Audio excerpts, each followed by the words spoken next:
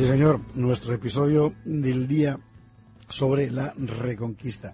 Si usted se acuerda, la última vez que pasamos por Córdoba, tuvimos noticia de que el viejo emir Alacán abandonaba el mundo de los vivos y le sucedía su hijo Abderramán II, cuya primera ocupación iba a ser, como de costumbre por aquellos lares, apagar las revueltas internas de Al-Ándalus, porque esta gente se pasaba todo el día dándose caña. Bueno, también habíamos visto al viejo general Abd al-Karim dirigir una última expedición contra los cristianos antes de morir a su vez. Los cristianos del norte, mientras tanto, seguían repoblando el territorio. Y el nuevo emir, Abderramán, no tardará en fijarse un objetivo, el mismo que tenían su padre y su abuelo: acabar con el reino cristiano del norte. Abderramán pondrá todo su esfuerzo, no lo conseguirá.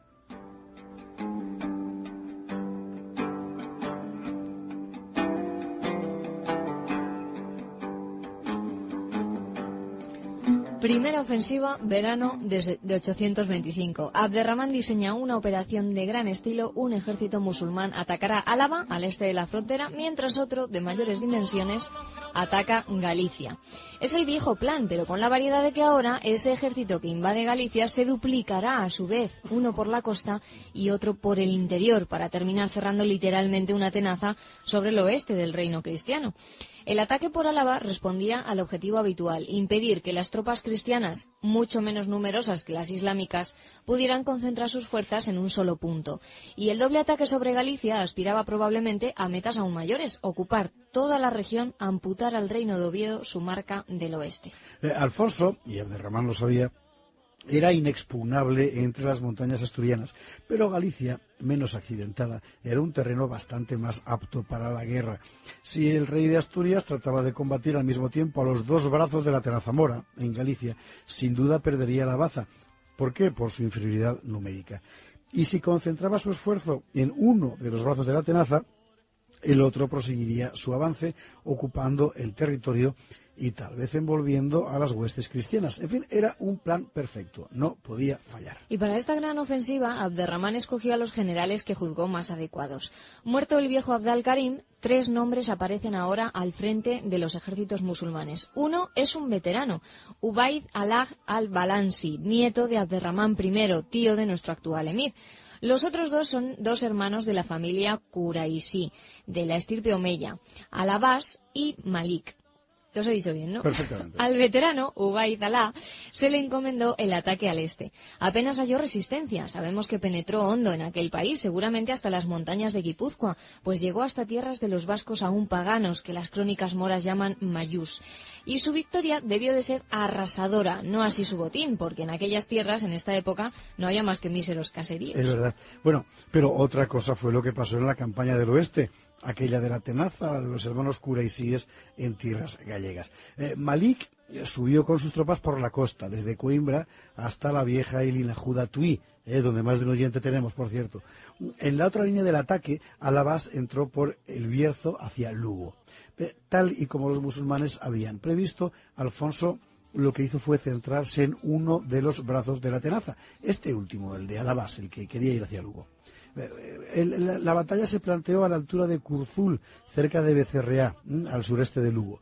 Allí, a favor de un valle hondo y estrecho, las huestes del rey de Asturias se apostaron para esperar la llegada de los musulmanes. Bueno, a Alfonso hay que reconocerle que sabía dónde atizar a su enemigo. Los moros no pudieron pasar. No solo no pasaron, sino que fueron literalmente destrozados.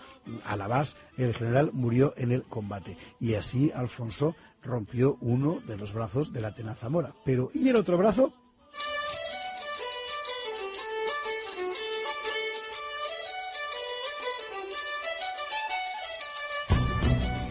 Pues el otro también se rompió. La historia no nos ha dejado saber si fue el propio Alfonso quien lo hizo o alguien que combatía para él. El hecho es que los moros del otro Quraisí, Malik, cruzaron el Miño, ascendieron por Cu del Porco hasta el valle del Oitabén y allí, cerca de Ponte Caldelas, en Anceo, se toparon con los ejércitos cristianos que esperaban apostados en los cerros. Una vez más, Alfonso había elegido el lugar perfecto para dar la batalla. Estuviera él o no en el combate, que eso no lo podemos saber, el hecho es que los guerreros del rey de Asturias aniquilaron a los sarracenos. La tenaza mora sobre Galicia había fracasado.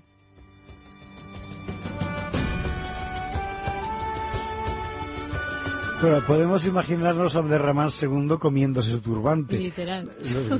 Lo primero que hizo fue clamar venganza. Había que devolver el golpe, pero ¿dónde? El emir optó por la solución más fácil, sacudir en la frontera sur y en el este, allí mismo donde hemos visto a los primeros colonos de Castilla tomar tierras y fundar comunidades. Abderramán estaba tan irritado que, aunque ya era diciembre, es decir, una fecha en la que el clima aconsejaba no combatir, a pesar de todo ordenó una expedición contra el sur de Cantabria e inmediatamente otra contra la naciente Castilla. Las crónicas moras las consignan, es decir, que hubo campañas. Seguramente también habría botín.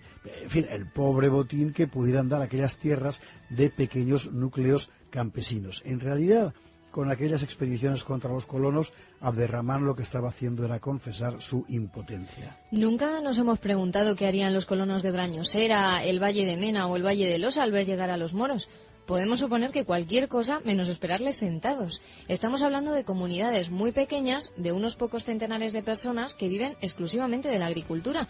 En el paisaje, solo campos, sembrados, caseríos de pobre factura y alguna iglesia con su minúscula comunidad monástica. Ocasionalmente, algún castillo cercano. Aquella gente sabía que vivía en permanente amenaza y que la llegada de la primavera significaba el anuncio de una inminente expedición mora. Así que podemos imaginarnos a nuestros amigos atendiendo los campos mientras alguien, en la zona más peligrosa, otea el horizonte, que en eso consistía el servicio de Anubda, del que hemos hablado aquí alguna vez. Vamos a ver, un ejército enemigo no es un visitante discreto, es decir, hace ruido, se la nota, se le ve, así que ante su ruidosa llegada, imaginamos que se daría la voz de alarma, los colonos correrían a refugiarse con sus familias y sus rebaños en lo alto de las cumbres, en el interior de los bosques, en algún castillo cercano, quizá como el del conde Munio Núñez. Los moros pasarían destrozando cuanto encontraran, no perderían tiempo sitiando plazas fuertes, ni se expondrían a perseguir fugitivos por montes y bosques que no conocían. Y al ver marchar al enemigo, los colonos volverían a sus campos para reconstruir el paisaje desolado. Y así, un año tras otro, sin pausa, con la misma tenacidad de la tierra.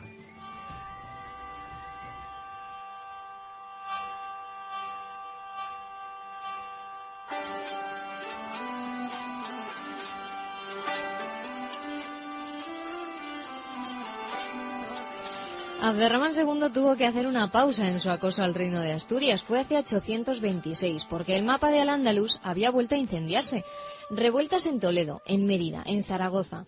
Los españoles, ya fueran muladíes o mozárabes, llevaban mal la hegemonía aplastante de la minoría árabe. Esas revueltas internas del Emirato beneficiaban mucho al reino de Asturias, porque precisamente por Toledo, Mérida y Zaragoza pasaban los caminos que los sarracenos tenían que cruzar para llegar al norte, y con el país revuelto los caminos quedaban cerrados, y por tanto Asturias a salvo. El emir tardó más de 10 años en apaciguar su casa, pero cuando lo hubo conseguido, hacia el año 838, no tardó un minuto en volver a declarar la guerra santa contra los rebeldes cristianos del norte. Y volveremos así al programa habitual, un par de campañas anuales, una contra Galicia y otra contra Álava y Castilla, pillaje y desolación. Los moros no volvieron a atacar el corazón del reino, les bastaba con esa labor de zapa permanente en tierras donde la victoria era fácil, sangrienta rutina. Hubo una campaña, sin embargo, que merece ser contada con algo más de detalle. Primero por su desmedida crueldad y luego porque allí apareció nada menos que el propio emir al frente de sus huestes. Así fue la historia.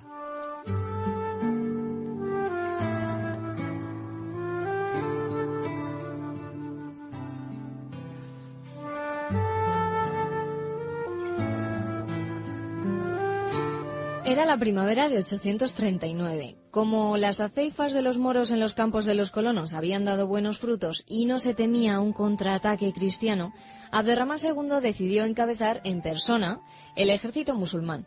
El objetivo era fácil, una vez más, la llanura vasca.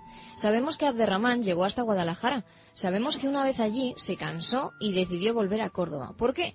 Al parecer porque no podía vivir sin mujeres y tantos días lejos de su harén le estaban resultando insoportables.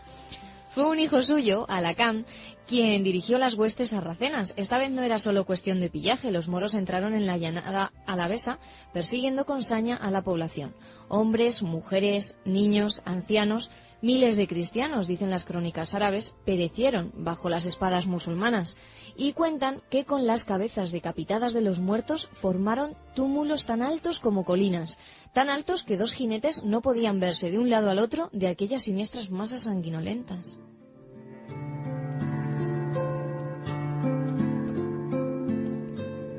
No, que aquello no era ninguna broma, no era ninguna broma. El rey Alfonso sin duda se enteraría de aquella carnicería. Parece que se tomó la venganza asolando Medinaceli, cabeza de la frontera musulmana al este del Duero, y con ello volvería a encorajinar al emir de Córdoba, que sin duda planificaría nuevos ataques. Pero hay que tener en cuenta algo importante. Las aceifas musulmanas en tierras cristianas fueron muchas, pero se ejecutaban sobre un país pobre, de modo que su rentabilidad en términos de botín era limitada. Por el contrario, las tierras bajo control musulmán que Alfonso atacó, ya fuera Lisboa, Guadalajara o Medinaceli, eran considerablemente más ricas, de modo que las campañas cristianas, aun siendo menos numerosas, causaban un efecto mayor. Y ese escenario se iba a repetir un año tras otro, sin tregua. Una vida dura, muy dura. Habrá un momento, sin embargo, en que los dos ejércitos, el de Alfonso y Abderramán, hallándose frente a frente, rehusarán combatir. Un caso único en la historia de la Reconquista. ¿Qué pasó? Lo veremos otro día.